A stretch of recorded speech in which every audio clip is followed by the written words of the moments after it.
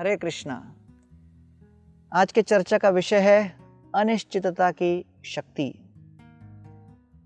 हर व्यक्ति के मन में ये विचार है कि मैं अपने भविष्य को अपने योजना के अनुसार चलाऊं, लेकिन चैतन्य चरितामृत में वर्णन आया है, मारे कृष्ण राखे कृष्ण मारे के।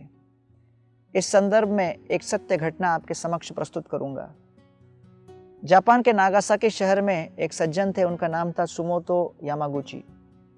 मित्सुबिशी हेवी इंडस्ट्रीज कंपनी में वो नौकरी करते थे। नौकरी के सिलसिले में वो हिरोशिमा गए। दिन था अगस्त 6, 1945।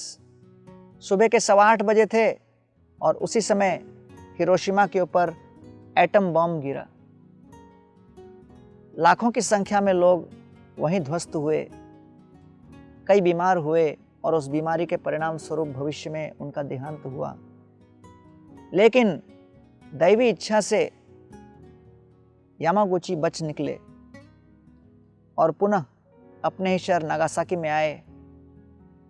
क्योंकि वो कुछ पीड़ित थे, उस एटम बम के आक्रमण के कारण कुछ शरीर में चोटें लगी थीं, तो 3 दिन विश्राम करने के बाद कुछ स्वास्थ्य सुधरने के पश्चात अगस्त 9 तारीख को फिर जब अपने ऑफिस में गए और अपने बॉस को बता ही रहे थे कि 3 दिन पहले कैसा वृत्तांत हुआ और कैसे वो बच निकले, तभी उसी समय नागासाकी के ऊपर दूसरा एटम बम गिरा और दैववश ये दूसरे बॉम्ब के आक्रमण से भी यामागुची बच निकले।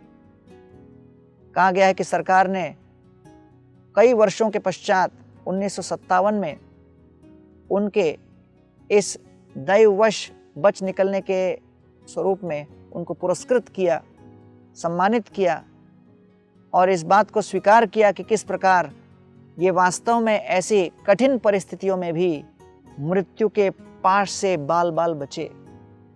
और 2010 में 93 वर्ष की आयु में उनका देहांत हुआ और वो भी कैंसर के माध्यम से।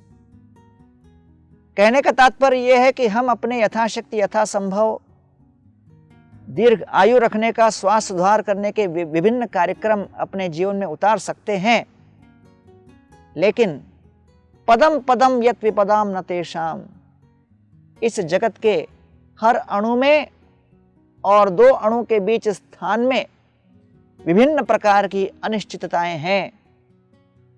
और यदि दैववश हम लोग दीर्घ काल तक जी सके तो बहुत बढ़िया, और नहीं तो समझना चाहिए कि इस जगत की अनिश्चितताओं को समझना और स्वीकार करना ये हमारे लिए बड़ा आवश्यक है।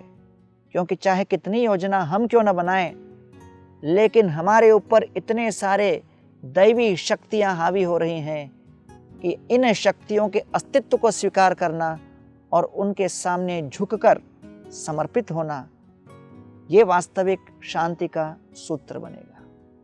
बहुत बहुत धन्यवाद।